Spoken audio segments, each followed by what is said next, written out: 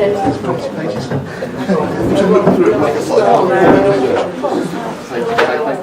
right.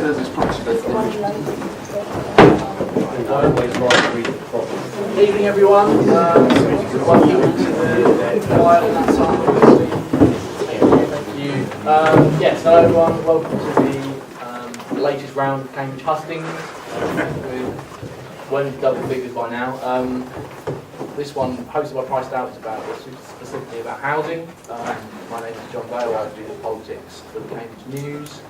We're not blessed with much time tonight, so we'll just we'll get started. Only Karen's going to introduce themselves, then we'll open up to the floor for questions. So we'll start with. Good evening, ladies and gentlemen. My name is Chamali Fernando. I'm a barrister and I've been working as such for 12 years. I'm 36 years old, and in my 12 years at the bar, I've represented people from all walks of life. Those facing jail, loss of their job, loss of their home, collapse of their business. Sometimes the most vulnerable in our society who can't articulate their point for themselves. I'm also a policy advisor to set up an international court for the environment. So the environment is something that is particularly high on my own political agenda. Another hat that I wear is that I am an attorney for the State Bar of New York in America. Cambridge, to me, is this wonderful city of bright minds. We have pioneers in science, technology, innovation and research. We can, together, work out some of our own problems as well. I've been working very closely with Cambridge Area Partnership and Cambridge Ahead in order to champion apprenticeships, specifically for those with special needs. And I think this is a key area in terms of lifting ourselves and our country, those at the lower end of the income bracket, out of poverty altogether. This government, we've managed to lift 1.1 million people out of the lowest income tax threshold. And we've pledged to increase the threshold to 12,500. So you have to earn that much before you can start paying any tax. My own vision for Cambridge is about improving the quality of life for all. It's about creating job opportunities. And it's also about building a fairer, greener, more sustainable society. I genuinely believe that we need to equip the workforce of tomorrow with the skills that they need to be able to access the global jobs market. And that's one way in which we will reform people's lives.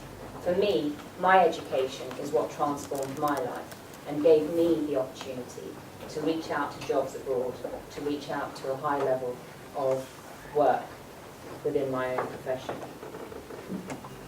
We've created 2.2 million apprenticeships under this government, and we plan to create 3 million under the next government. But we need your support to be able to do that. University isn't the right choice for everyone. In Cambridge, we suffer from a problem where people are priced out of living within the city. How do we tackle that? Sometimes it's improving public transport. It might be building more homes to increase supply so that the demand gets less, so the prices can drop. We've seen the highest price increases in property purchase prices since 2013 in this city. They've just started to dip within the last 6 months, but not enough. And that's down to the fact that we don't build enough. I'm passionate about protecting the green belt, but there are ways and means that we can build. For example, over Tesco's car park, there are places you can build a flying freehold and build property above that. We need to be ingenious, and we can do it in this city. Actually, some of the answers are here for us, amongst the people who are here. Let's work together to achieve that. Thank you very much.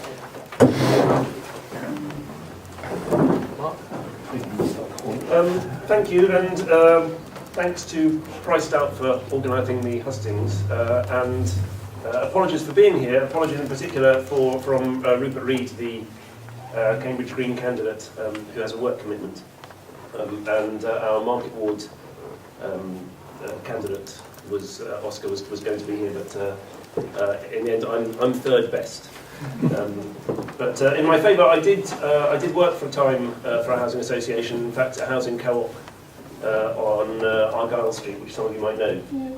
And while on that subject, I'm very happy to say that support for more cooperative housing is a part of the Green Party Housing Manifesto. The Green Party starts from the position that sort of decent, secure, affordable housing is a basic human need. It's something that is necessary in itself, and also as a springboard to being able to take a full part in the community, in work and education and so on. But it's very far from what we've got at the moment. There are 2 million people nationally on housing waiting lists. There are people sleeping on the streets, which is a scourge of the society that we live in, and so there's a lot to be done. Let me start with social rented housing, the council and housing association sector. The Green Party would build 500,000 homes publicly owned for social rent over the course of the next Parliament, 100,000 every year. And that is something which is affordable and which is necessary in order to be able to house people in need. We would, at the same time, we would abolish the right to buy, by which social housing is being lost. At the rate that faster than it's being built.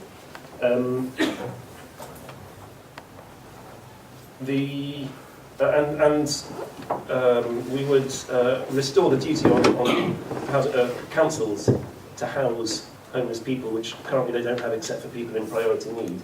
Obviously, you need to build new social housing in order to do that, because otherwise they've got nowhere to put people.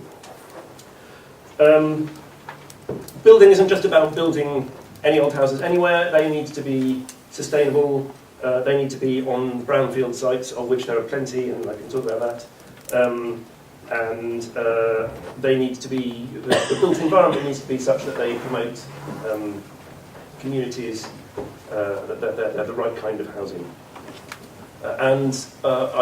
It ought to go without saying that we would end the bedroom tax, which is a disgrace, in my view. I live in a 2-bedroom flat, and when my second bedroom is vacant, I get paid by the council for having a spare bedroom,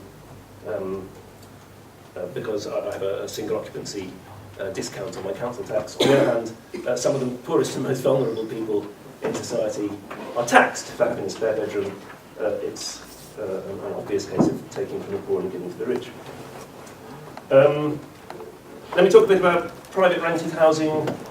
We have some of the worst housing stock in Europe in the private rented sector. People are living in housing which is both insecure, because people are normally on 6-month rolling tenancies, and in poor condition. And there's really nothing you can do about that if you're a tenant. In theory, you have some rights to force a landlord to repair your house. In practice, people normally don't do that, because the landlord will say that you're a troublesome tenant and can just move you out without any, without needing a reason to do that. So we would introduce assured tenancies, as we used to have in that sector. We would cap rent rises so that you can plan for the future. You know what your rent's going to be, relative to the price of inflation. We would also introduce a right to rent, so that if somebody does fall into rent trouble, for example, you lose your job in a rented house, then you would have a right to ask the council to take over that house, to buy it at a market rate, to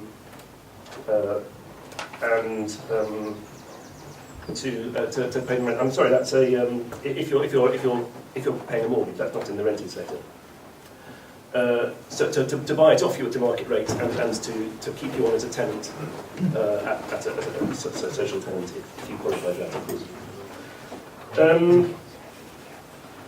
One of the big problems is there isn't really, in a sense, there isn't a housing crisis. There is an affordable housing crisis in this country. There is an enormous amount of unoccupied housing, and that's something that we would tackle very hard.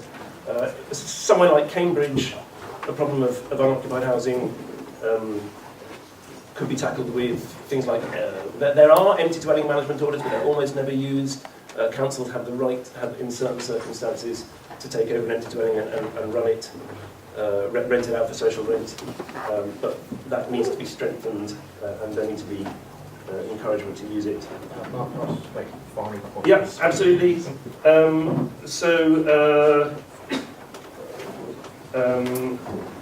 I'll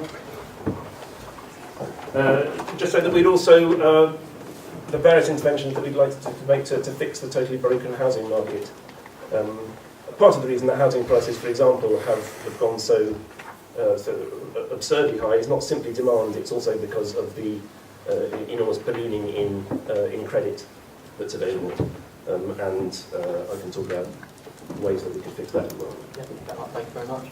Patrick, Thanks. Good evening, ladies and gentlemen. My name's Patrick O'Flynn. I'm your UKIP parliamentary candidate. I'd like to begin with a question for you. Is there anyone at all in this room who thinks that in the campaign for the 2020 general election, when we're gathered again, or our successor candidates are gathered again, that there won't be a housing crisis in Cambridge and that the housing shortage will not be a really acute factor? Because, well, if there is anyone with that utopian mindset, then put your hand up, but I doubt it. And I think that makes the point that not only is housing a national issue and a very important one in this campaign, but it's a particular acute local issue too. Now, I'm 50 years old this year. I was born in 1965 in a rented house in Rathmore Road, just off Cherryhington Road in Cambridge. But on my second birthday, thanks Mum, we moved to a privately owned house. And at the time, only my dad worked in the family, and not particularly high-paid job. But my parents could just about afford to buy a house in Queen Edith's ward, which obviously could never happen now. When I was at school, one of my best friends' father worked for the Water Board, and they had a house in Fanshawe Road off Coleridge Road. Another school friend later on, his father worked for the railways. They had a house in Wider Street. Can you imagine, off Mill Road, can you imagine anyone these days with a manual worker's job in this country and the wages that are paid affording a house in Wider Street? Well, those of you, I'm sure you all know Cambridge well know, that even to ask the question is to invite derision. It's unthinkable, isn't it?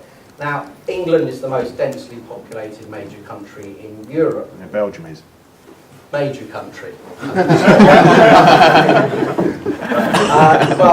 it's not true, is it, when people say Pretty major. we're full up and the countryside is gone or whatever, because even in England more than 90% of the land is not urbanised, is undeveloped. So it's not true to say the country is full, and it's not true therefore to say we don't have policy options. But we did in the post-war years. We brought in very tight planning laws in this country and greenbelt legislation, and I think very, very many people appreciate that, and it would be a huge task and a huge decision for Britain to rip up the greenbelt and to build millions of new homes. And to be quite frank, I can't see that happening, whoever is in power after the general election. My instinct is that we talk about Britain, but England in particular is probably short of a couple of million homes if we're going to get to the sort of housing levels which will enable working people to have decent accommodation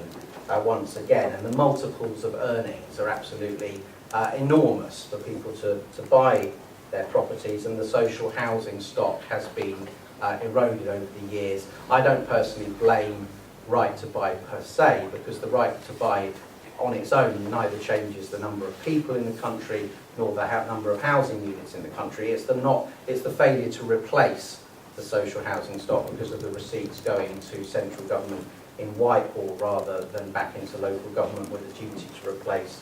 That's really been the problem there. But obviously with housing, there's a supply side issue and a demand side issue. UKIP's got various innovative policies on housing. We would like to build a national brownfield register. We would give grants for developers cleaning up brownfield sites as well, and we would give tax incentives by removing stamp duty from some of the houses sold on a brownfield development the first time they were sold. But everyone tonight will talk about brownfield as if it is, you know, sorry, I'm about to mix colour metaphors here, but brownfield as if it's the silver bullet. And it's not, is it? And, you know, it's a lot more complicated than that. So I think for many people in Britain, you know, and let's face it, most people are adequately housed, and most people who are adequately housed go to their dinner parties and talk about their house prices going up and maybe roll their eyes, but are they ever going to vote for a government that has a deliberate policy of bringing house prices down? Well, I suggest that's highly unlikely as well. So we have to be realistic. So we have to look at the demand side on housing as well. And it's not true just to say that it's all down to immigration. There are several factors here. In the jargon, we're talking about net household formation. Family breakdown continues to be a factor in turning one household into two. Longer lifespans, hugely welcome, but that means that the number of households in the country tends to rise. But then net migration is a major factor in new household formation. And in Cambridge's case particularly, we're not just talking about international migration, we're also talking about internal migration within the United Kingdom, because Cambridge is one of the economic boom cities of Britain. You know, the fastest, I think along with Milton Keynes, the fastest growing major urban centre in the entire nation. And much of that is due to a jobs boom, and many skilled people want to come to Cambridge, and it's in Cambridge's economic interest that many of them can. And it's surrounded by a tightish green belt too. So we're always going to be a city in which housing is expensive and in short supply. Now, Anira Bevan once said that the language of priorities is the religion of socialism. Now, I don't know how many of the rest of the panel consider themselves socialists, but there's certainly a centre-left dominance in the Cambridge political campaign. But I would suggest that that hard thinking about priorities has ebbed away from the left of centre policies. And I barely need tell you, for UKIP, that we would tackle the issue of demand for housing by significantly lowering immigration into this country. And we would also unashamedly prioritise, in terms of housing, for social housing, people with very long-standing local links. And there are some, in the point system operated by Cambridge City Council, there are some extra points given for local links. I think there's a requirement that you have to have lived in Cambridge for 6 of the last 12 months. But to me, that's a very weak thing. And for communitarian reasons, rather than for sort of any nationalistic reasons, I believe that people who've grown up in communities for many years, you know, and have strengthened neighbourhoods, deserve the chance, especially, you know, working people who are perhaps working in jobs, clerical jobs for the university, not even earning the living wage. It's not fair for them to be the people who are pushed out of Cambridge when they've lived here all their lives, and it undermines community relations in Cambridge, particularly in working class areas. So UKIP would prioritise people with long-standing local connections in Cambridge, and UKIP would also not allow non-British citizens to access social housing until they've been here working for 5 years, and we wouldn't allow non-Britons to have the right to buy social housing or to take part in help to buy schemes where government subsidies are available to people who want to be first-time buyers. So I can say to you that UKIP has policy both on the demand side and the supply side, but I'm not going to pretend that any party is capable within 5 years of solving Cambridge's housing crisis. We can actually help at the margins. I think we've got realistic policies to do so, and I'm waiting to hear with interest what parties for whom the environmental aspect is very high, and yet who also don't want any limits on international inward migration, how they solve this conundrum, because it seems to me the only way you can do that is by building enormous numbers of homes, and can you really claim to be environmentalists if that's what you're setting out to do? Thank you. Right, Julian.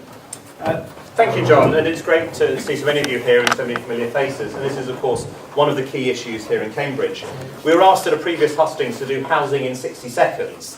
5 minutes is pretty tough anyway. I'll try and pick on the four main issues, a sort of national overview, the private rented sector and what's happening here. But can I also just say a huge thanks to Duncan and Priced Out for organising this whole thing. And I noticed on the back of the cards, at least Duncan's card, I haven't seen your card, there are 4 points. End house price inflation, build 300,000 homes a year, reform the property tax system, improve tenants' rights. So my short answer is yes.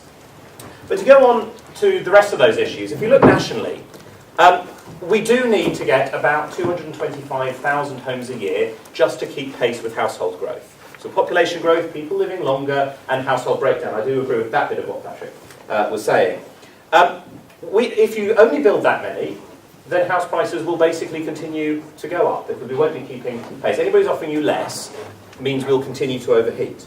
So we would like to try to get towards 300,000 homes a year, and they should be zero carbon homes. Now that won't happen immediately, but that has to be the vision if you want to start to stabilise house prices. Now one of the challenges as well is that we have far fewer social homes than we ever used to. We lost 1.5 million social homes since 1979. A huge problem. 1.1 million under the Tories, 421,000 under Labour, who essentially continued the same process. That is one of the reasons why we have such a huge problem. And this government is starting to increase that number, not at a fast enough rate by any stretch of the imagination, just starting to go up for the first time in 30 years. But there's much more we need to do nationally on that. Firstly, I and my party would allow local councils to borrow. We'd get rid of the cap that says you can't borrow to build houses. Of course, local councils should be able to do that. And I hope some of the councillors in the room would agree with me on that. I would also scrap right to buy here in Cambridge, anywhere else that wants to get rid of it, because it causes so many problems. And I certainly wouldn't go down the approach of allowing right to buy for housing association properties. And I see nods from housing association people here. Moving quickly onto the private rented sector, this has become a much bigger issue. I actually proposed a private members bill to try and tackle a whole range of things there, and that looked at longer tenancies, it looked at banning excessive letting agent fees. Shelter have found that roughly 1 in 7 pay £500 just in the fees in order to be able to rent, on top of deposit, on top of the rent itself. I also wanted to see an ombudsman available for everyone in the private rented sector. That has now happened, I'm pleased to say. We also took steps to ban revenge evictions. That's now illegal, legislation that we've passed in this Parliament, and I'm really very proud of that. We've also set standards for insulation, because there is a huge problem in the private rented sector of leaky homes, because it's the landlord who has to pay to patch it up, and the tenant who's paying the fuel bills. So from 2018 it will be illegal to rent particularly leaky homes, and gradually we'll step that up. So that's the private renter sector. It's an area where people have higher rents than social housing and much lower security. So we have to tackle all of that. And that's in my bill and something which we all want to implement. Now let me talk about Cambridge, where I also grew up. Now the history of Cambridge is that as it started to do well, there was a planning decision made to not have growth in Cambridge, to keep the green belt very tight, to have all the growth in the surrounding villages. And that led to a huge number of problems. Partly that led to the initial overheating of housing here, because people still wanted to come here to work. It also led to some of the traffic problems, because if they're all living in the villages a number of miles away, of course they come in and many people will drive. And when we took control of the City Council 15 years ago, we changed that approach. We started to say, no, we have to be building here. We have seen a huge amount of building in and around Cambridge. We've been aiming for 40% affordable housing. I think we need to strengthen some of the legal positions around that. We've tried to make sure it's mixed tenure, so you don't have all the council tenants at one part of the town or the private sector on the other hand. But we still have a lot further to go. And so again, while we were running City Council, we set up a scheme to start building lots more council houses. We've started to build some for the first time for a very long time. We set up a scheme, a £286 million scheme, to build 2,000 council houses, so I'm really quite proud of. Why could we do that? Partly because we'd scrapped a scheme which ran throughout Labour's time of negative subsidy. So council tenants were paying, had money taken away to go to other parts of the country, about £1,300 a year towards the end. And over Labour's 13 years, we lost £120 million taken away from Cambridge council tenants, 118 in South Cambs. If we had that 238 million quid, we could have built many more council houses, patched up many more council houses, and given many people much more stability. We also have to tackle the local housing allowance situation, again, something the last government brought in, which averages the cost of housing, of renting in Cambridge with places like Haverhill and Littleport. And as a result, in 2010, I think it was Shelter's survey found there was basically nothing that you could rent here on LHA. In 2015, there's still pretty much nothing you can rent here. It's bad now, it was bad 5 years ago. I've got an above inflation increase, but we have to do much, much more. Transport is the other thing that we have to get right. We have better links that will help to make people able to get in here throughout the days. And there are some key strategic rail routes as well, March Wisbeach and the East-West Rail Route, where we could put one of the garden cities we want to build, to try to provide easy alternatives for people who want to work here. They don't have to live here necessarily as well. I'm slightly over time, so I'll just say very, very quickly about construction and skills. There is a huge agenda here around getting more apprenticeships, more people building, and there are some amazing things you can do. 5 years ago, Vince Cable came to visit the Smart Life Centre up by King's Hedges Road. And because we messed up slightly, nothing much was happening. But 2 apprentices agreed to come in the morning to demonstrate the new methods of construction. By the time we got there at lunchtime, they built half a house. That is pretty amazing, and that will help us to build the houses we need. Lovely, thank you. I have to say, there's so much accumulated expertise on housing in this room, and I think all the panels will be backing some of the questions back to you, and we may well see that happening as the evening goes on. I must say, as I look around, I do recognise a lot of people, particularly from some of the bedroom tax events and so on. I suspect we'll come to that. So I'm Daniel Zeichner. I'm the Labour candidate here. I came to Cambridge in 1976 as an undergraduate at King's, met my partner, and we went on a kind of trajectory, which in housing terms I suspect is not that unusual, in the sense that when we came to look for jobs, the first thing we found was we couldn't actually afford to live here. And I remember us scraping together some money to buy a house out in Caldecott, a very one-bedroom cottage. I was thinking back at how much it cost and how we did that then, and it was just like today. We were able then to borrow, I think, 3 times plus a half our income, so we were earning £3,000 each a year at that time. I think we just about managed to borrow £10,000, and what did we do? We borrowed the deposit of my mum and dad. So nothing has changed, except that it's now so much worse for people. So you look at the ratios, they're spectacularly worse. We couldn't move anywhere else because everywhere in Cambridge was too expensive, so we moved out to Norfolk. When we finally came back in 2006, that was just because we were 30 years on and earning much, much higher salaries, but for most people, completely impossible. I've been involved in housing policy in one form or another, I guess, for all my political life. In fact, I was chuckling to myself thinking that the very first Labour conference I went to in 1987 was a housing resolution that I was talking about. And I remember being interviewed on Look East. They didn't let me on the conference floor, they did let me on Look East. It was too radical, I think, what I was saying at the time for the Labour conference. And over the years, I've been involved in this time after time. I got involved in some very big scrapes with John Prescott during the period when there was the very controversial housing transfers to housing associations, controversial in Cambridge, controversial in many other places too. I didn't think it was a good idea, the enforced nature of it. And as I say, I had some big bust-ups with Prescott on that. And then over the next few years, worked with a succession of Labour housing ministers, people like Beck Cooper, Margaret Beckett, and then ultimately John Healey. And I have to say, I think by the end of the Labour term, we were getting it much closer to being right in many ways. I would never do anything other than defend the huge amount of money that Labour put into improving council houses in this city and everywhere else, because our state of the housing stock in 1997 was woeful. And John, I remember you and I talking about this in the past, but what we didn't do, not nearly quickly enough, was shift the investment to building new homes. Now, let me just talk quickly about what I think some of the big problems are. Partly it's very different in different regions. We talk about housing policy in some parts of the country. It's so different from here. It makes you immediately realise, well, you can't have national solutions. There's parts of the country where you can barely give houses away, which seems incredible to us here. So that's the first point. Don't just try and apply national solutions, which is why Labour had a much more regionalised strategy, which of course has been completely destroyed by this government, but will have to be reinvented by somebody at some point. Also, as has already been said, you can't look at housing in isolation. In the whole planning process, I suspect we could have a whole evening discussing planning, particularly with some of the councillors. The links to transport, absolutely critical. Some of the big mistakes that have been made in the past to develop new housing. Camborne comes immediately to mind, of course, without thinking through the transport links. And then, of course, recently it's been managed to do the other way round, where guided bus service is put in, and there's still no houses at Northstowe to use the guided bus service. So it just shows how all governments have problems with these things. So what's the answers? Well, in the market sector, first of all, of course it is build more houses. I mean, Labour was upping the numbers of houses being built up until the financial crash in 2008. Still not enough. Part of the reason not enough, of course, was the Tory councils, particularly in this region, were fighting tooth and nail to stop housing planning permissions coming through.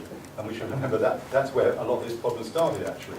So we have got a problem just getting the permissions in the first place. But it's also, of course, tied in to the economic issues. And I would say that actually the British economy has had a long-term problem in terms of its relationship with the housing market, skewed a lot of our investment decisions and created big, big problems that we're never really easily being able to resolve. But Labour's looked at it. We think 200,000 by the end of the Parliament is doable. We'd like to do more, but it's a question of being realistic. You can't just pluck figures out of the air. There's a whole range of things that have to be achieved to make these things happen. I think we can get to 200,000 by the end of Parliament. For the purposes of this event about affordability and pricing, actually, as the Kate Barker review showed, it's not quite as simple as that. Just creating more supply, unless you do other things as well, won't necessarily deal with the price issues. You've got rich investors from across the world flocking in to use it as an investment opportunity. You don't necessarily hold prices down. So what do? You tackle land banking. Developers, of course, claim it doesn't happen. We believe it does. 6 or 7 big monopoly house builders effectively controlling the market. So we think you've got to break that open a bit, encourage more small builders to come in. And we've also got to penalise the land bankers, and Ed Miliband has been criticised for that, but I think it's the right thing to be doing. I think you've also got to stop this idea that houses are sold off plan abroad. We've seen that recently, seen that probably even in Cambridge, and that's got to stop, and again, Labour will stop that. A quite radical announcement, which I think will have some effect, is to stop this situation where all the new developments, like the trumpets at the moment we're seeing, being bought up by investors, so people are just renting. And what Ed Miliband is saying is it's going to give councils the opportunity to put a limit on the numbers that can be bought. So up to half perhaps being bought by first-time buyers. And I think that could have quite an impact. What you don't do, of course, is reduce the affordable homes elements. And we've seen that through the Infrastructure Act. We've seen some actually pretty disgraceful examples where developers have really councils have no chance when they're up against these people. And you need to strengthen the laws on that. For renters, of course, in Cambridge, we've seen prices soaring. Again, Labour, I think, has got some strong points on this. Not full rent controls, as some people have been calling for.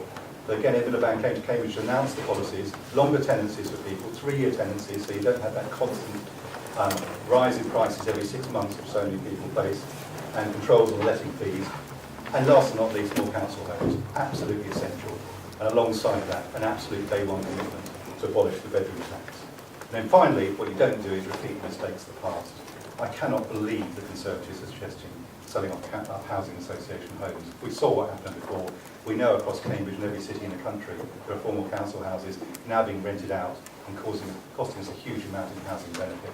It's a ridiculous policy.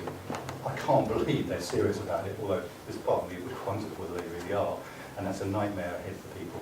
So don't do those things, do the other things. Let's have a good discussion tonight. As Candice alluded to, there's a lot of expertise in the group, so we're going to try and get through as many questions as possible. The discussion will be about 10 minutes, so I will ask the candidates to keep their input brief. I might even move on to the write-up in Cambridge News, it's positive. So yeah, there's all questions on the floor, so if you'd like to go first, you go back, you first. A couple of points. First, I'd like to correct Julian's point that it's this government that enabled the very limited financial improvements that enabled 2,000 homes to be built, council homes to be built in the next 30 years, which is actually 66 a year, which is not a hell of a lot. The arrangements of that were put in place by the previous government and enacted by this government. Yes, they were, Julian. I was sitting there discussing that with one of your councillors, Catherine Smart. That was all done before your government took over. Secondly, I'd like to ask a question about the bedroom tax, one of the most disgusting pieces of legislation I can ever remember. I'd like to know what the candidates would think of this quote from Andrew George, a Liberal Democrat MP, who said this in the House of Commons. The bedroom tax victimises the most marginalised in our communities, undermines family life, penalises the low paid, sorry, I need my glasses. You didn't say that. Penalises the low paid, masks the excessive cost and disruption to those disabled who have to move, and is, in my view, Dickensian in its social divisiveness. It is an immoral policy. I'd love to hear what you have to say about that. Yeah, I mean, we can park the when negative subsidy went. Let's at least agree a change under this government, which is what you said at the end. I agree with Andrew. I don't know when exactly it said. I suspect it was proposing the Affordable Homes Bill. He was supporting the amendment to end the bedroom tax. You weren't in the House. It's a shame you weren't there to vote again. Vote for. Okay, sorry. I don't know if you. Do you mind if I speak at some point? Yeah. So, because I agree with Andrew on the Affordable Homes Bill, which was Andrew's bill to try to fix what's happening. And let me tell you about a constituent who came to see me. I'd probably been in for about a year. And he had a family of 4 in a 1-bedroom flat. Came to me at a surgery and said, why is it fair that we're paying less to house my family than the single person a few doors down the road in a 3-bedroom house? And I think that's a fair question. How can it be right that we as a state, we should be providing housing for people who need it, but how can it be right to pay more for one person in a 3-bedroom house than a family of 4 in a 1-bedroom flat? I don't think that can be right. Now, part of the solution is, of course, to have more housing, so we don't have people who are overcrowded. But I never hear, time and time again, I don't hear anybody talking up for the people who are overcrowded, but the people who come to me in my surgeries saying they have problems and they need to deal with it. So that was it. Now, I agree the Tories had a different view of what should happen, and that for them it's very much about penalising people. And that's why I pressed publicly and got a commitment that nobody should have to pay a penny unless they've been offered a reasonable alternative. And that, for me, is the key thing, because I agree that it's immoral to have somebody where we're charging them and they don't have the opportunity to move somewhere else, because they haven't been offered anything. I agree that's completely unfair. That's why I tried to stop that. That's why I voted for the Affordable Homes Bill from Andrew George to say that should never happen. I agree where there are people with disabilities, for example. It's not fair if people need another room. It's not fair. And that's why I voted for that same bill which provides that protection. And I think that is really, really important. And I'm livid, frankly, that IDS reneged on his public commitment to me. I really am furious, because that was the big problem. And that's why we've tried to bring in legislation to change it. But again, I do not think it is right. I do not see how it can be right for us to continue to pay more for that single person than that family of 4. I really struggle to see how that can be the right thing to do. The family of 4 didn't want to be in a 1-bedroom flat. They wanted to be in a larger flat. That's what their real issue was. Well, indeed. So we have one person occupying a larger place and a family crammed into somewhere smaller. It's the number of people. I realise you have strong views, but if you would let me finish. But the last thing I would say is the rules and the safeguards were taken from when Labour introduced local housing allowances. If you hear people who've been hit by that who are trapped in their accommodation, because if they get kicked out of where they are, they will never be able to rent again in Cambridge. We took the safeguards that Labour put in there, added some more, and put more discretionary housing money available. So actually, we tried to make it work better than Labour's approach, but I agree it needs to be fixed, and if possible, I will push through that Affordable Homes Bill. I agree, it's immoral. It's an attempt to tackle under-occupancy, and under-occupancy is a problem, but it's less of a problem in the social housing sector than it is in any other housing sector. So, why is it that we're charging people there, but we're not charging people, who have second homes and things like that? It's ridiculous.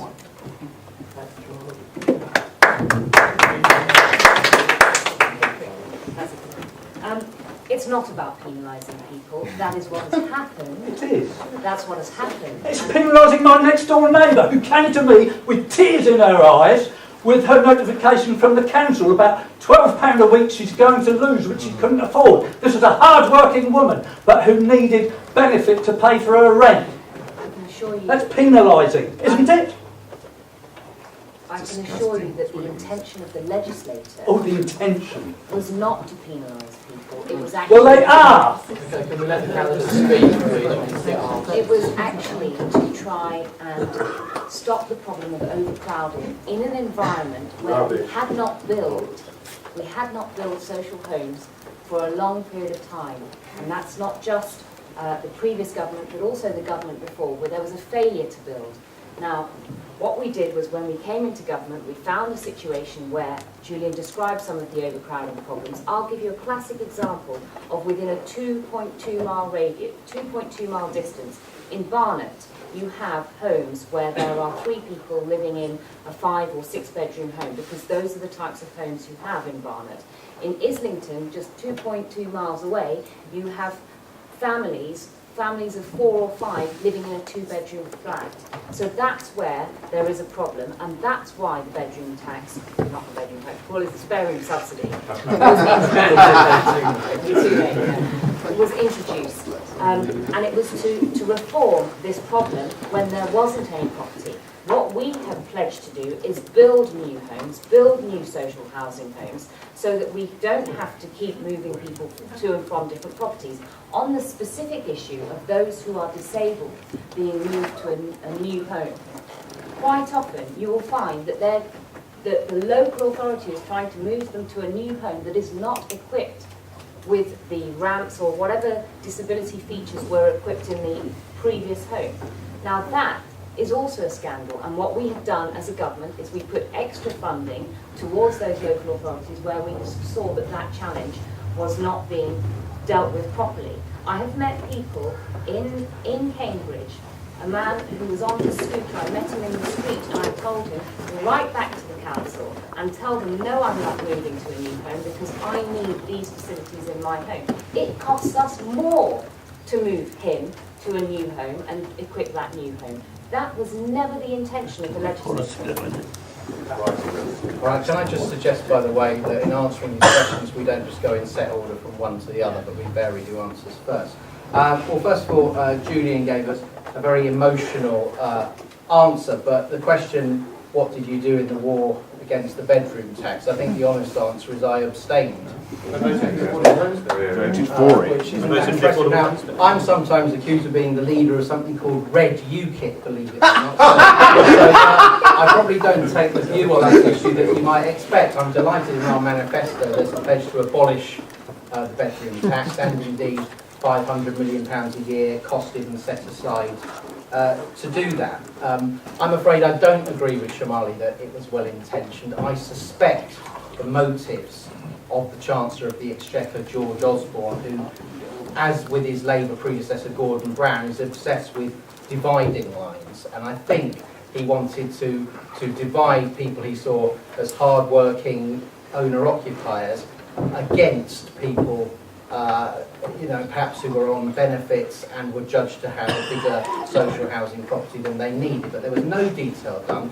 The smaller properties weren't in any event available for people to move into. So I think it was a spiteful measure that hasn't really saved any money and has caused a lot of human misery. And if I can just add one more point as well to criticise, sorry Shamali, the Conservatives, is at one point when Grant Shapps was Housing Minister, they were talking about time-limited council tenures, where if people had got the social housing at the start when they were in need, that if they'd made a success of their lives and got jobs, 5 years later they would be invited to leave their home. And that to me is a disastrous incentive which shows the Conservative Party doesn't understand social housing. Bob Crone used to get attacked for living in a council house, but he made the point, I'm someone in my street who goes out, works hard, contributes tax and is a good role model. And I think we need to protect, to have that diversity in our council estates too. So there are good role models about, so it doesn't become almost impossible for perhaps single parents to try and keep their children fixated on getting ahead and doing well in life if there are no positive role models around. So I think that particularly blame the Conservative part of the coalition, has had a fairly disastrous record in this area. The bedroom tax was unfair and UKIP's policy is to scrap it.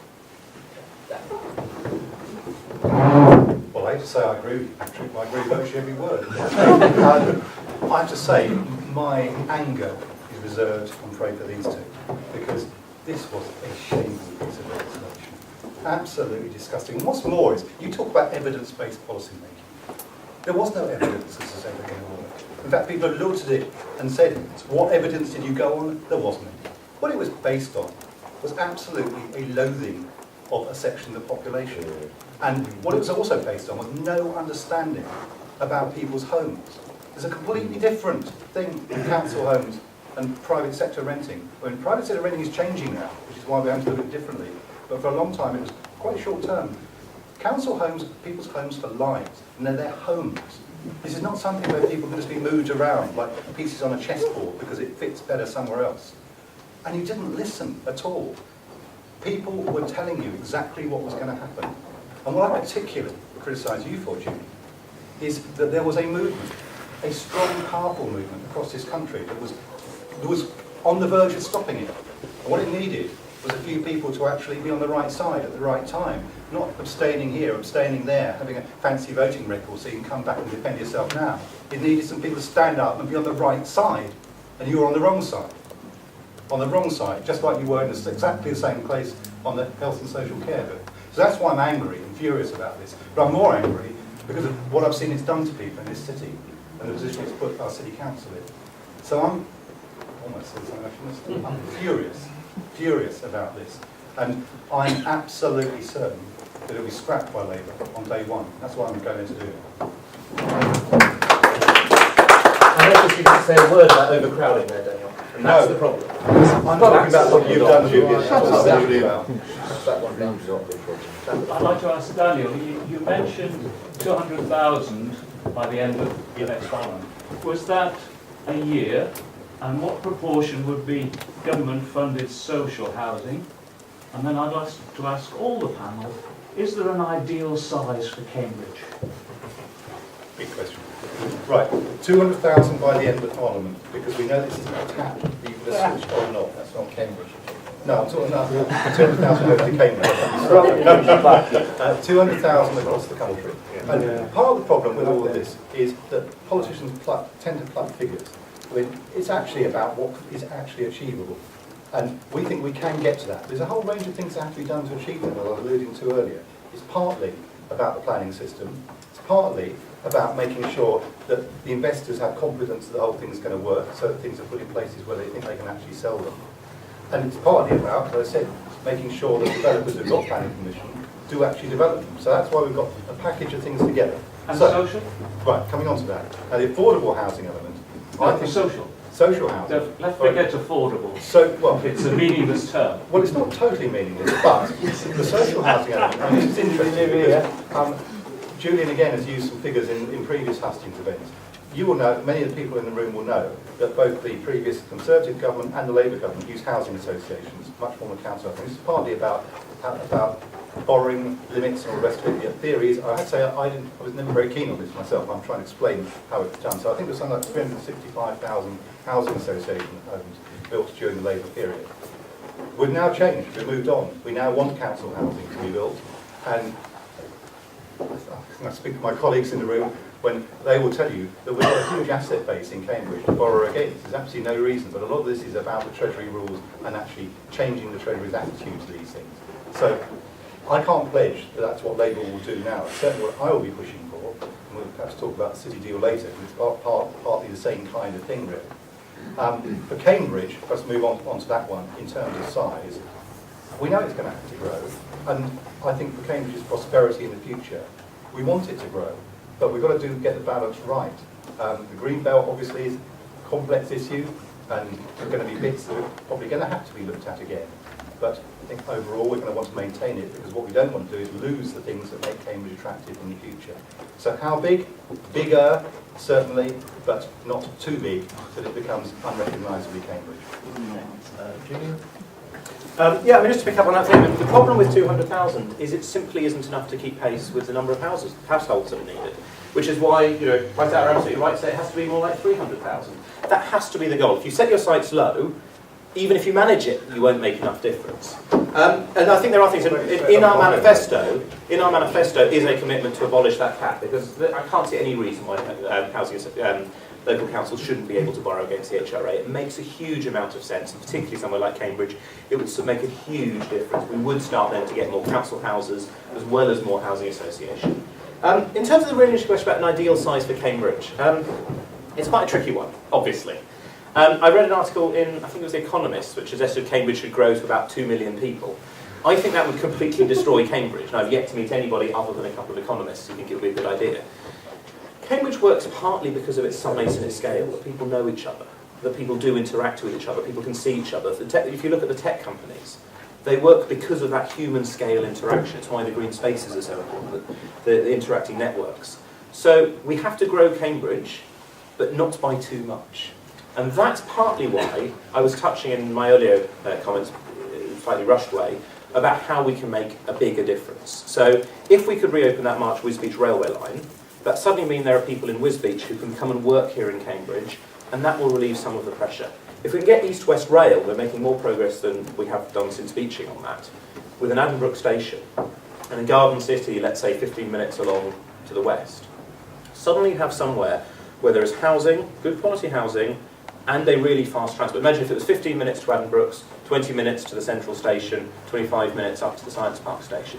Suddenly you have places with really good transport links where people can want to live and work in Cambridge. So we're going to have to do quite a lot of that and strike that balance around growing Cambridge. I think the local plan is just about right. Not in every respect, but essentially.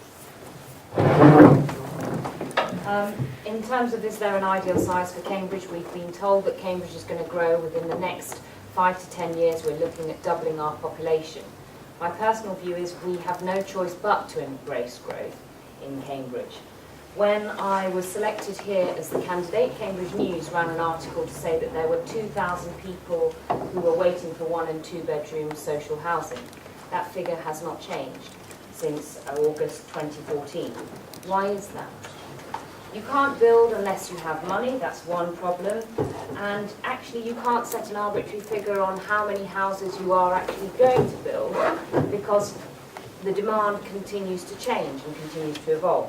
There's a couple of ways we can look at tackling some of the problems we have at the moment across the country. It's not just a problem prevalent in Cambridge. There are second homes. I've seen second homes in London. I was born in 1979, and there are 2 massive houses on Ealing Road that were boarded up back in 1979, my father told me, and I first spotted those 2 houses for myself when I was about 7 years old, and those 2 houses are still boarded up, and I'm 36 years old. I would give, and this is a legislation that I think we can bring in quite easily, I would like to see landlords who own second homes that are in derelict conditions given an incentive, either a tax break, to be able to refurbish those homes. Currently, if you build a property from scratch, you get a tax incentive, a tax break, your VAT back on your building materials. Extend that to those people who have second homes but may not be incentivised yet to refurbish them, because that is land space that we can use and we can put people into those homes. I'm going to be brief, I can see you're twitching there. In terms of the right to buy your social housing, there are properties now that are worth, David Cameron mentioned, £1 million. If we are able to sell off those properties, we can then build another 8 homes. So those are some of the extremes that we have in terms of figures. So embrace growth. The city deal is not enough. Yes, I'm grateful that the Conservative government were willing to sign a city deal and local actors have come on board with that city deal. But £1 billion for what we want to achieve in Cambridge, it's not enough to sort out our transport, let alone our housing problems in Cambridge. So I will campaign for more money. It's actually about making the case to government that these are our problems, these are our solutions, give us the money to deal with them. Just on the point of right to buy, I mean, somebody said the problem with right to buy is that the receipts aren't used for buying more houses. That's partly true, but the real problem with them is that there's a discount, which means that you're simply giving away money as an incentive to people to vote for you. Rubbish. And it's already paid in your rent. If you sell off £1 million house, as John is, councils, might sometimes need to sell off one house in order to build or buy somewhere else. But if you sell off £1 million house with a discount of 30%, then you're giving away £300,000. So I'm not too keen on that. In terms of the ideal size for Cambridge, I'm not going to specify size. Cambridge is obviously going to grow. We do need more social housing in Cambridge. We need places for people with low-paid jobs to live, which at the moment they don't have to. We've got enormous numbers of people who have to live a long way away, out in the villages and commuting. So we do need some more houses. We need less commuter flats by the station for people, you know, who are just going to live there and commute to London and are not in fact people who needed houses in Cambridge. We need less houses that are sold, as somebody said, a sold off plan before they're built to foreign investors who are buying them as a safe place to put their money, not because they have any use for them and aren't even renting them out. There are, you know, enormous numbers of them just standing empty, and those are things that we need to see continue. Well, I'm going to start by saying to all the politicians on the panel, I suspect, I'm not certain, so I'm just guessing here, that it's mainly an owner-occupier panel, so be very careful sort of talking down to social housing tenants about why the general idea of right to buy is not for them if you are yourself an owner-occupier. I think the Labour Party made that mistake a generation ago and lost a big slice of aspirational working class support for a generation as a result. In terms of the size of Cambridge, I'm pretty horrified at Jamali's suggestion that the population should double in 5 to 10 years, set to double. Well, I'm against that completely. I think that would really cause massive reduction in the quality of life and remove the distinctness of the city. When I was a kid here, I think the population, when our friends, the students, were up, was about 90,000, and now I think it's about 125,000 anyway. You know, I look at a city like Peterborough, very different demographics, but I think it's around 180,000. It doesn't feel, you know, it feels very, very different from Cambridge. So on this one, I tend to agree with Julian that if we can expand the travel to work area, if we can link up some of the Fenland towns, you know, there's no reason why Wisbech to Cambridge should be, you know, an outlandish journey. Then we can actually spread the economic dynamism of Cambridge throughout the region, and that must be a much more sensible approach than just sort of doubling the size and population of Cambridge. Any questions? Yeah, I get a question. That's home ownership has fallen in the last 13 years. Does the rate of home ownership matter? Does how many people are homeowners matter? And if it does matter, if there should be more, how would you actually make sure that happens on a sustainable long-term basis? One way is building more houses. One answer is it matters that people have a choice about tenures, but if we didn't have such an absolutely rubbish private rented sector, it wouldn't be such a problem. In many places on the continent, they have a lower rate of home ownership, but people have homes which are basically their homes for life because they have strong rights of tenure and of you know, control over their housing. Patrick, thank you. Well, I think if people aspire to own their own homes, and a lot of people do, particularly, I remember, again, Bessie, I was at the same college as Daniel, you know, slightly after you, and it was it was the most left-wing college in Cambridge. We have a Hustings there tonight. I'm loving the idea of going back. You might have more fans than me in it, but I remember at the time a very left-wing friend of mine, at the age of about 19 or 20, saying, "Oh, I really look forward to owning my own home," and I said, I don't really see the point. But you know, as people grow older and have children and families, I think they want that security. And you know, just as a financial bet, let's face it, I said at the beginning, does anyone think the Cambridge housing shortage will be gone? No one put their hands up. So it's a long-term financial bet compared to the sort of rip-offs we've had in the private pension sector in particular. Don't tell, you know, working people who want to get on in life that home ownership isn't important. So I think it is important, and I won't bang on all the time tonight about the level of net migration from abroad into Britain, but 300,000 last year, you know, this is a supply and demand issue. And if you can't up the supply, and several governments in the last 50 years have tried and failed to do that, then taking action to limit the demand is one way to allow more people living here already to get onto the owner-occupier land. Danny. I think I'm not entirely sure I agree with you when you said the 13 years has been falling. I think it reached a tipping point. And John Healey, the housing minister, I think could come when he said that it didn't necessarily matter. Not quite sticking that kind of thing. But that he's saying, so I think it is essentially true, it seems to me. I think it's partly a generational unfairness question. For a couple of generations, the tax system and everything basically favoured home ownership. And people have done very, very, very well. My generation before me, probably just the immediate generation after. Your generation is having a really rough deal as a consequence. Changing these things, I mean, is going to be really, really hard. I alluded to it in my opening statement, that the relationship between housing and the wider economy has always been a difficult one for the British economy, and many economists will say it has distorted the British economy pretty damaging for a long, long time. Now, changing that is going to be hard. So my answer to your question is, I don't see why it was all right for my generation to aspire to owning our homes, which is not all right for your generation. But given what we're locked into now, I think it then moves us on to the next point, which is the private rented sector is now very, very different from what it was 20, 30 years ago. And that's why we'll look much, much harder at that. I mean, personally, I'd like to be much more radical on some of these things.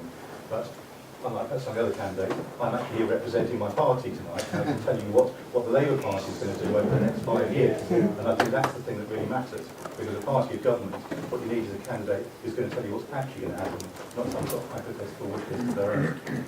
Julian, come back on that. Yeah, I mean, the key question really is about what people want. You know, some people are in the private rented sector because they want to be in the private rented sector. They want to be able to rent longer term. You know, that's fine. You know, I wouldn't try to force them out of it. Other people are there because they're trapped there, because they can't get out of it, because they can't find somewhere else to be. That's clearly not okay. So that's what we'd have to try to challenge. And there has been this history that there is this massive economic bias towards the people who have managed to buy, because house prices keep going up and up and up. There are a whole range of people who I've seen stories in the Cambridge News of people whose houses are earning much more than they are just by existing. You know, so that means that the people who have A, chosen to do that, and B, had the finances to be able to do that, are benefiting very disproportionately. And I think that's just simply unreasonable. There's a number of things that we've pushed in the intermediate housing sector, again, stuff in Andrew George's Affordable Homes Bill, but things that we want to take seriously, just to pick up on two of them, because I think they're quite interesting ideas. They don't work for everybody, of course, but they help some people in certain situations. So one of them is help to rent. And this is the idea that there are a lot of young people who are currently typically staying at home, want to get out and rent somewhere, but don't have the deposit. And so the idea is that the government would advance them the deposit, £1,500, £2,000 in London. Maybe Cambridge should count as London for some of these purposes, but that's another story. And they would then gradually pay that off to get over that hurdle, so people can start in their own property, which they're renting. I think that's quite interesting. Again, some people it wouldn't work for, some people it would.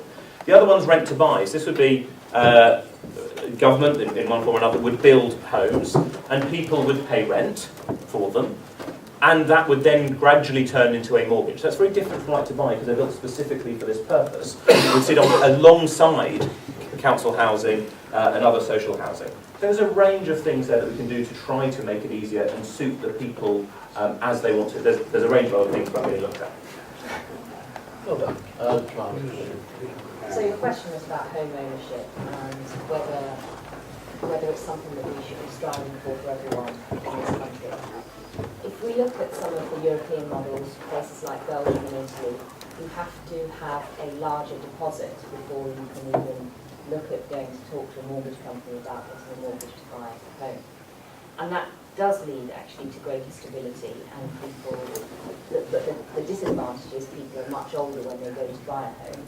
At the same time, there are places like in France where it's not really considered important to own your own home. We don't subscribe to the poverty of ambition. We actually believe in equality of opportunity.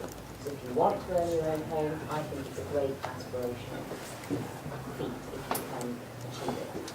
One of the things that we are introducing under the next government would be, if we are successful, would be to build 200,000 new starter homes.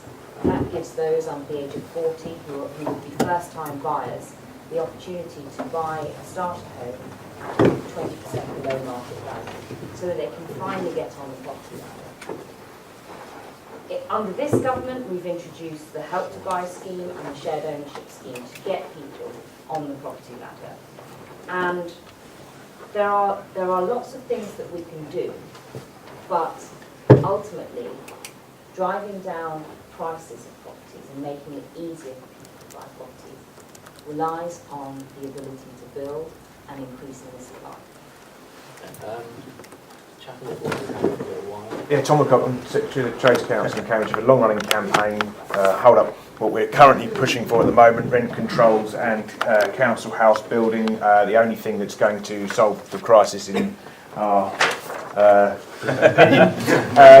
Questions, but I mean, look, three of the candidates, clearly right-wing. I say that about you, Julian, because I've been to your surgery a number of times, and what you say on housing and the bedroom tax disgusted me then, and still is pretty foul, actually, because it just means you don't understand what's going on with council tenants and council housing, and I think that needs to be absolutely clear, because it is a house for life. We want to build homes with long-term secure tenancies, and all the stuff you say about the other things is very nice, but it's not happening, and without council housing, all the rest of it, it's a real problem. The two candidates that I think are saying the right sorts of things about it, I've got a question which is aimed at you. The others can answer it as well, which is, it relates back to what Patrick is saying.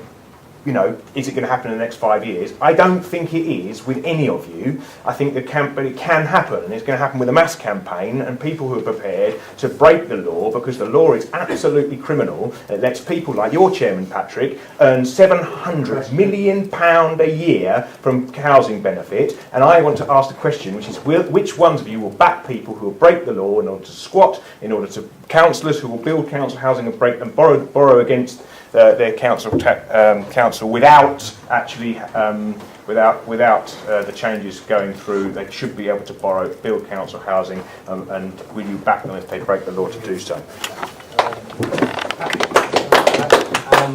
I'll give you a straight answer. No, I won't, because lawmakers should not sanction law breaking. Otherwise, there's all kinds of destructive processes. You lose respect for democracy. There's almost no point in having any laws at all. So I won't say I support people who break the law as made by a democratically elected House of Commons. If I come back then on just one thing, Julian set out this help to rent thing, which falls under sort of what I would categorise as fancy schemes.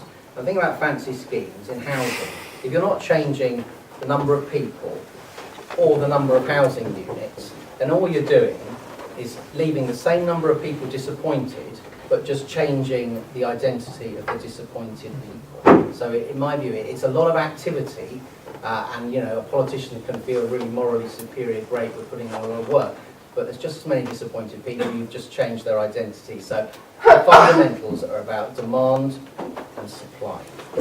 Julian. I'll leave disagreeing with that to another time. Firstly, I don't think people should have to break the law in order to be able to borrow to build council housing. We just need to change the law on that so that people can borrow to build council housing. What about squatting in the units over there that are empty? So that's the first point. Nobody should have to break the law on that. Secondly, in terms of empty properties, we need to get those back in. We've got 70,000 empty properties back in. Here in Cambridge, we increase, as you know, the council tax if you have an empty property. You used to get a rebate, you now get a surcharge. And we need to keep pushing to get more and more empty properties into use. The last thing, you say about build council housing, and I agree completely and utterly. It's something I really want to see. We could talk about the City Council, why we've been trying to put some more money into council house building. The figure, Daniel complained the figure I give you isn't about affordable housing, but it's about council housing, which is what your question was. In the last 5 years, across the country, there have been 9,230 council houses built. In 13 years before that, there were 6,400. So we haven't built anything like enough in the last 5 years, but at least it's more than the previous 13. We have to make that even more. We need more than just incentives for people to bring empty homes into use. We need powers for councils to force that to happen, to walk in and take over the management of the property and let it out as social housing. The powers that exist are obviously completely inadequate because they've never been used. I was going to say something else, but I forgot what it was. I do think that there's different things that have to happen in the short term and in the long term. In the short term, we do need to do a lot of building. In the longer term, as I said before, Cambridge can't just grow forever, and it is part of Green Party housing policy to support a regional policy which will develop the regions which are currently where housing is in fact very cheap because nobody wants to live there because there are no jobs there, there's no services, no so on. And that will hopefully, in the end, take the pressure off Cambridge. But yes, I mean, I absolutely agree. Right now, we need to build more affordable houses and control the private rented sector in Cambridge and everywhere else. Needless to say, as a member of the bar for 12 years, I'm not going to advocate breaking the law. I think you did quite well winning the case. I pledged at the invitation of Riverside Association, who build social housing, I pledged to solve the housing crisis within a generation. I believe that we can do it faster than that. And the way I look at it is, we do need to build. In terms of how big Cambridge is going to get, it's not that I'm saying the population should double, or that it's not that I'm inviting 120,000 new people to come here and live in Cambridge. Unfortunately, that is what is going to happen to Cambridge. So we need to have a vision for this city. Where are we going to be? So 10 years' time, yes, we might have 250,000 people. Where are we going to be in 50 years' time? What are we going to do? Barricade ourselves in Cambridge and say foreigners keep out, we don't want you, Cambridge is ours? We've got to come up with an intelligent solution now, today, to be able to resolve the problems that we will have in the future. And we've actually got to embrace change in Cambridge. And for too long, either the university has had a big say in Cambridge, or the local authority has thought, well, no, we don't want to grow Cambridge, we want to be this insular city. We're not. We are a global city. We need to grow up and act like a global city. Tom, you're not going to be surprised to hear that I have a different view of how we achieve social change. But what I would say to you is That's why it's not going to happen. Well, actually, it is going to happen. And what I'd say is look carefully at the opportunity there is at the moment, because the 3-year effectively rent controls that Ed Miliband is talking about is not something the previous Labour government would ever have countenanced. And actually, it's one of a series of interventions in terms of interventions in markets that don't work, whether it's the energy companies, the housing market, the bus companies, whatever. Now, we are getting a little bit of flack from business. I have to say that Andy Campbell isn't that pleased about the idea that we're going to regulate the bus services in Cambridge. I'm very pleased. Exactly, tough. But there's a common theme here, which is very different from anything we've seen from Labour for some years. So this is a real opportunity. I'm not sure it comes around twice. So I want to make sure we seize it, because if those 3-year rent periods do work, we could look at extending them perhaps. That's not what we're saying at the moment. We want to try it and see what happens. Because there are some dangers in very, very long-term rent controls in other countries. We've seen it. So you've got to get the balance right. But I think this is an exciting opportunity to actually have a much more radical politics, which will make a significant difference. That's why I'm excited about it and passionate about it. And I think people who have been pressing Labour to be bolder for many, many years, well, there'll come to a point where you actually have to get behind it, because this is the chance. Right, believe it or not, this is going to be the last question. Can you call a woman who has had her hand up the whole time? Hello. Yes, I'm a Cambridge resident, and in fact I'm a member of the housing cooperative that Mark mentioned earlier on. And I think housing cooperatives are great. They could help solve our housing crisis. It's social housing, it's affordable housing, the rents are set by the members, and more to the point, they're completely exempt from right to buy legislation. So that's what I think we should do. And when the one I live in was set up, it was done with cross-party support, and it's been a real success. It's a lovely place to live. But my question is, the parties are talking about building more houses, more properties, and they're saying that it will help young people get a foot on the housing ladder. That's great, but everyone seems to have completely forgotten a generation of people in their 30s, 40s, 50s who are still waiting to get their foot on the housing ladder. And with house prices in Cambridge, to buy an average 2-bed terrace property in Cambridge, you need a household income of £100,000. Who has that? The average salary in Cambridge, median average, that most people earn is about 27, 28. So it's like saying Cambridge is somewhere where, unless you already own it, you're never going to be able to afford it. So I'd like to know from the parties, what they plan to do to help people specifically who are in their 30s, 40s and 50s get a foot on the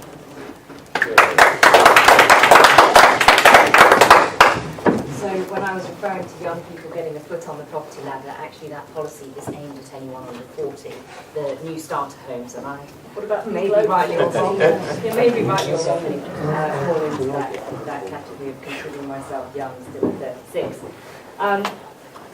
In terms of other people who are older than 40, how are they going to have the opportunity? Well, this is where I think the right to buy your council home also becomes so important, giving people that opportunity.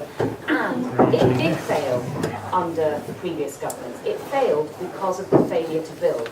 So it's got to be matched with that. You're saying that councils will have to sell off their council housing rate to fund this new thing, right to buy for housing associations. Right, that's what your government, that's what your party is saying. That you're going to force councils to sell off their existing housing. It would be the right council tenants' right to buy their council. No, that's not what you're saying.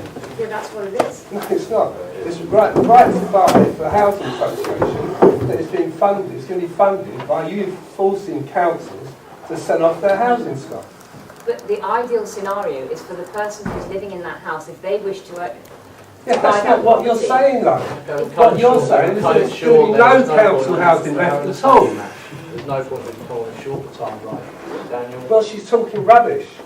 I think anyone would agree with you about housing culture, and certainly on things like community land trust too, but I suspect that they're not going to be the bulk solution. I think it will work for some people. I think for the generation you're talking about, I think it's pretty tragic actually. I think this is what happens when you get a period like we've had the last 5-10 years. And I think it is very hard for those people who have effectively missed out. I think the only way it could possibly be resolved is if prices do begin to stabilise through some of the things I've talked about. For instance, that half of new development being available to first-time buyers. Now, maybe being over-optimistic here and thinking that reduces prices. I think against the power of developers, that's a hard thing to do. But will that be first-time buyers under 40 or over 40? Well, look, I don't think we've said on that yet. That's something we can go away and think about perhaps. But I've just been trying to be realistic here. I suspect the other side of the equation though is that actually it's about a low-fare, relatively low-fare economy. And that's where the imbalance has come. You know, far too many people have been stuck on the same wages now for the last 4 or 5 years while all the costs are going up. And again, it's actually, these are very big economic changes you need to make. And it goes back to the point I was making earlier. There's an intergenerational issue of fairness here. And I think there's a whole generation that has missed out. And there's nothing that I can see in either my party's policies or anybody else's really, which are going to address such a big issue at the moment. That's the honest answer. But I think we're looking ahead. We may well want to come back to that and see how we can smooth that over the generations. Because there's absolutely no doubt that the older generation is doing much better at the moment. I'd like to say, start on housing co-ops. If in the rules of association there's agreement that this is cooperative and it's not about right to buy, then I think I certainly wouldn't support any extension of right to buy into that, because that would be trampling on the whole ethos of the organisation. Now, on house price inflation, you're never going to get a government elected in this country with a policy to reduce house prices, right? Because still more than 60% of people are owner-occupiers, and people, particularly who bought, say, in the last 5 years, have probably really stretched themselves, and instantly their balance of interest has shifted. Once they're on the ladder, they suddenly have an interest in appreciating house prices. I think what you can aim for, sort of what I think Daniel was implying, is to have much, much lower house price inflation and hopefully earnings in the economy for working people which grow faster than house prices, and then over time you can begin, but it will be a gradual process, I'm afraid, you can begin to correct it. But one last observation is that just that the price in the housing market is a demand and supply equation, so it is in the labour market. And again, that's why my party says that complete open door immigration for working class jobs is part of the problem of lower living standards for working class people. Obviously, I completely agree about housing cooperatives. I think we should be building a lot more of them. I think it was a great pity when the funding formulas changed in the early 80s and it suddenly became essentially impossible to build housing co-ops in the public sector. I don't think that there's anything about specific age brackets in our manifesto, I'm afraid. But we do need to think about new and more innovative models of tenure. There are community land trusts. There are co-housing organisations which are somewhat like housing cooperatives, a group of people cooperatively managing their own housing in the private sector. That can be built on a community land trust, so the community owns the land, and the price of the land is taken out of the price of the housing, so it takes some of the heat off somebody trying to move into that arrangement. And there's an organisation trying to set that up in Cambridge. I don't know how far it's got. There's a couple. They're both doing well. They're both doing well. Yeah, more of those. Yeah, great. More of those. So more housing co-ops, more co-housing, and more options for people who want to rent. Julian?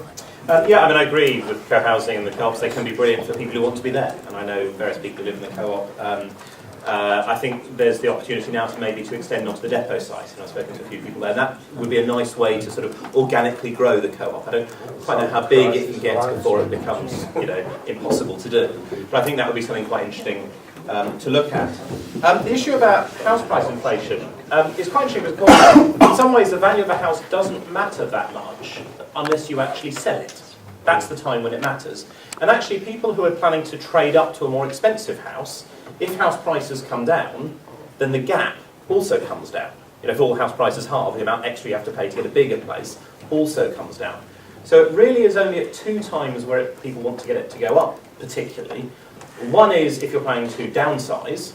You bought a house, it's now worth a huge amount, you want to get something smaller, you want house prices really high. And the other is for inheritance type purposes. So one of the things we have to do is to make sure that we don't have massive exemptions to inheritance tax. Some of you may remember it was one of the Conservatives' lead policies 5 years ago. You can guess why it didn't happen in the last 5 years. Because that is a way of just cementing in the benefits people have because their parents were able to buy something that went all the way up to the top. I don't have a great answer to the generational gap question. I mean, it's probably a generational solution. I know that it is a generational thing. It's 15, 20 years, something like that, of getting it wrong. It will take a while to fix, even if we get to the 300,000, which I think we have. That only gives us 75,000 over replacements. It will take a long time to start to fix the situation. But I still think it's what we have to do. We have to tackle overheating. And that will at least start to control it. But yes, it's not an easy thing to fix at all. So, for the last 20 years, sorry. Okay, right. Now just going to give all the candidates a chance just for a quick second closing remarks. We'll fit the start. So, Danny, just summarise. Right, what I've heard is that people are angry and they're fed up, which I think is pretty general actually. What I can say to you is if I'm elected and Labour government's in place, we'll get rid of the bedroom tax, which I think is something that we're hearing very, very strongly. I think the more complicated thing to do is to try and solve some of the problems of the wider housing market. And I've said we haven't talked about much of this so far, but I want to help my friend Kevin here, who's the lead on housing in this city, to build more council houses. And the way to unlock that, unfortunately, is not a housing issue, it's a finance issue, it's a government finance issue. And there was a moment about 18 months ago when the city deal that's been talked about really did look like it was something innovative and new, but I'm afraid it was bottled right at the end, and it's not any different from before. And the problem structurally in this country is the power of the Treasury. This goes across successive governments.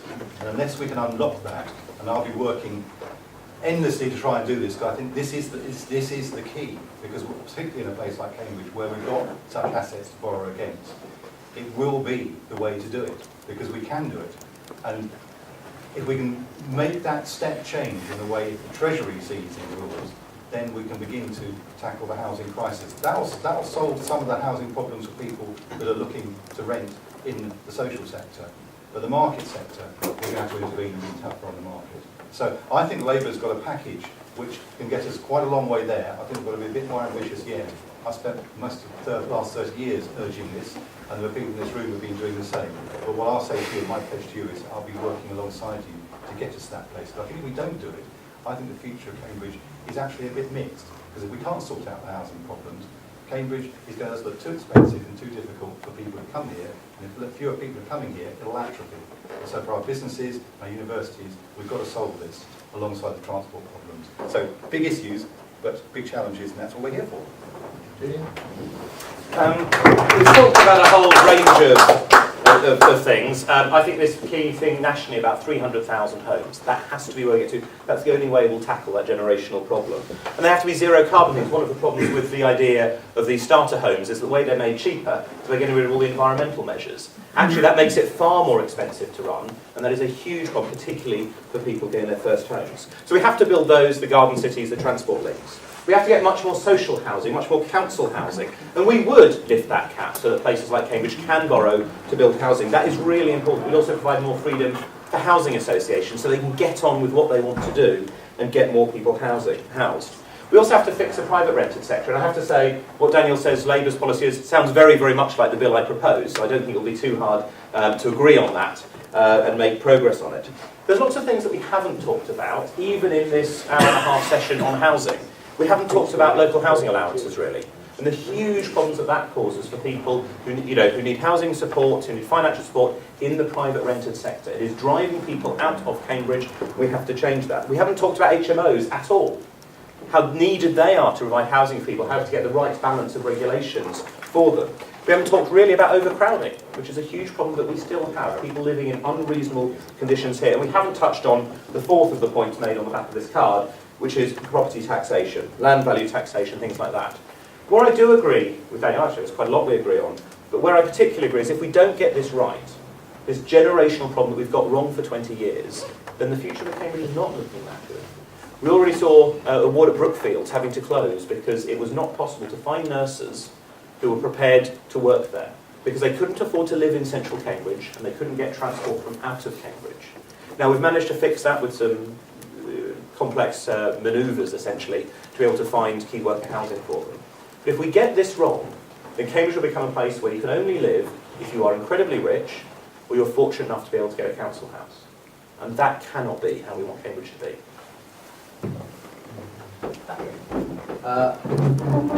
Yeah, well, the basic problem, I said at the beginning, shall we be back here in 5 years' time when the problem's just as intractable? From what I hear, I think, I'm afraid the answer is yes. The basic problem is that there aren't enough properties in this country for the number of people who live here already. And I believe everyone else on the panel is committed to immigration policies that will add, on current trends, 1.5 million to the population over the next 5 years. So when Julian talks about 300,000 extra housing units a year, that's 1.5 million.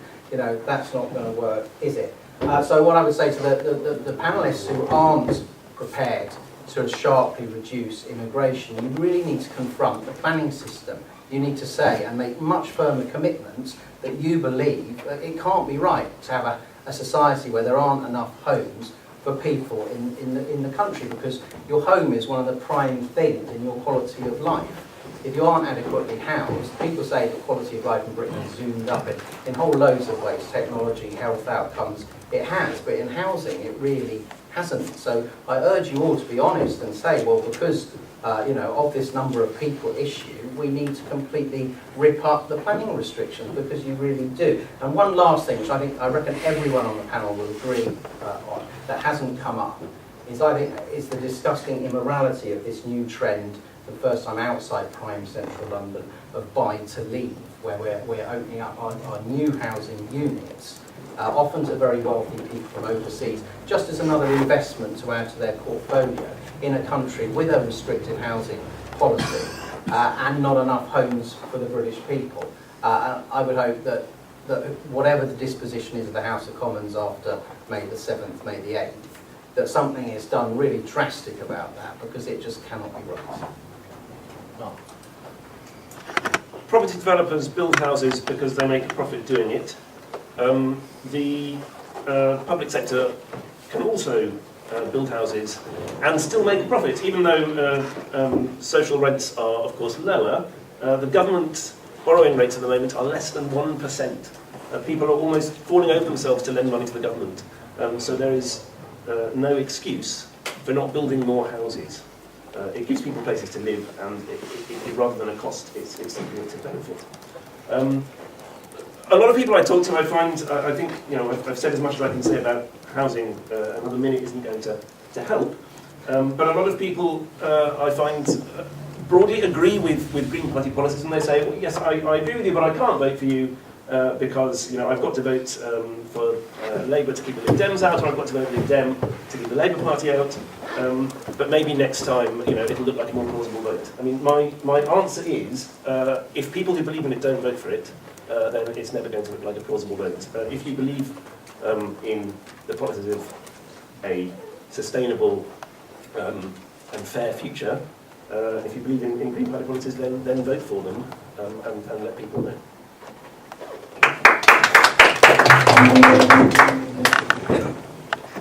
We have in Cambridge probably the highest number of hustings of any constituency, and the richness that we get from that is that we are in rooms with people who have specific policy and detailed knowledge, and it's as much about us conveying what our party stands for and what we stand for, as well as listening to the expertise that we have in the room. At the Cambridge cycling campaign hustings, a gentleman there said that it cost £1 billion to build the Shard in London. £1 billion is what we've got on the city deal here. They built one building with No, £1 you billion. haven't. You've got potentially So £1 billion. You've you've got right, 100 million. 200 million Stop first, saying you've got and then a billion, 200 because million you haven't. in 5 years' time, and then another 100 million, and then supported by local actors at 500 million. Now, we only get that money if we can show over this next Parliament that the growth has been sustainable. So we may not get the money unless we grow in a sustainable way. So it's too piecemeal, and it doesn't enable us to resolve our problems properly. That said, no one is going to say no to the extra money that we're getting, but it's about making the case to government. Another idea in terms of how do we stop foreign purchasers buying properties and just leaving them vacant, the first thing, and how do you drive down the price of properties, the first thing that I would like to introduce to Parliament is to prevent developers from selling off phase 1 of a development to international investors before they release it domestically. It's quite a simple one. You can bring in equality legislation to say you either release it domestically and internationally at the same time, or you release it domestically first, because all too often you go to a developer and you ask what's available, and they say, I'm sorry, this has gone off the roof, we've got nothing available, 60% of the development is already sold. Ultimately, it's about looking at where we are today and where we want to be in 50 years' time. And that's why it's so important to have someone who's got a vision for Cambridge. And my vision overall is to make Cambridge a greener, fairer, more sustainable society and let it become the global benchmark for such. It's doable. We have got the brightest minds in the city. Let's all pool our resources together. Thank you. So, thank you everyone for listening. I appreciate it's a huge topic and we've probably only scratched the surface. Thank you candidates for wanting to come as well.